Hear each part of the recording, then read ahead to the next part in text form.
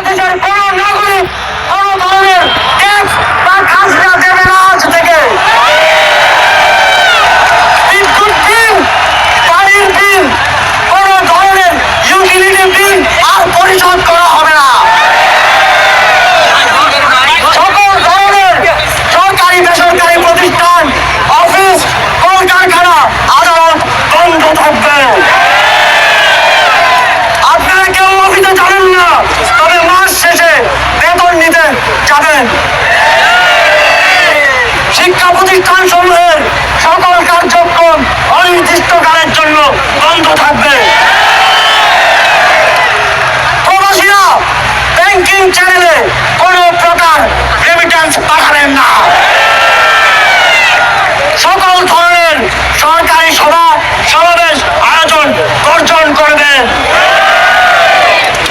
বন্দরের কর্মীরা কাজে যোগ দেবেন না, কোনো মালামাল খালাস হবে না। দেশের সকল কলকারখানা চলবে না, দেশের কোন গার্মেন্টস তার কার্যক্রম চালাবে না। এই সরকারের পতন না হওয়া পর্যন্ত কোন পরিবহন বন্ধ থাকবে। শ্রমিকরা কেউ কাজে যাবে না। আগামী রবিবার এবং প্রতি সপ্তাহের প্রথম দিন রবিবার শুধুমাত্র ব্যক্তিগত লেনদেনের জন্য ব্যাংক খোলা থাকবে। বাকি সাপ্তাহিক কার্য দিবসগুলো ব্যাংক বন্ধ থাকবে।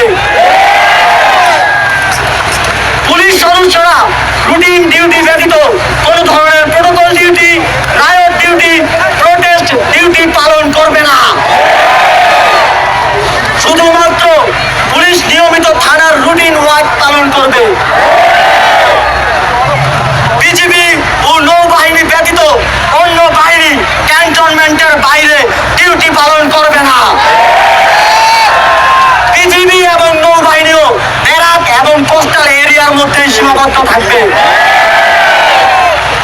আপনারা সচিবালয়ে যাবেন না। ডিসি বা উপজেলা কর্মকর্তারা নিজ নিজ কার্যালয়ে যাবেন না। কোন প্রকার অফশোর ট্রানজাকশন চলবে না। আমরা চাই না পতনের আগে এই সরকার দেশের অর্থ লুটপাট করে বিদেশে নিয়ে যান। বিলাস দ্রব্যের দোকান, শোরুম, মার্কেট সবকিছু অনির্দিষ্টকালের জন্য বন্ধ থাকবে।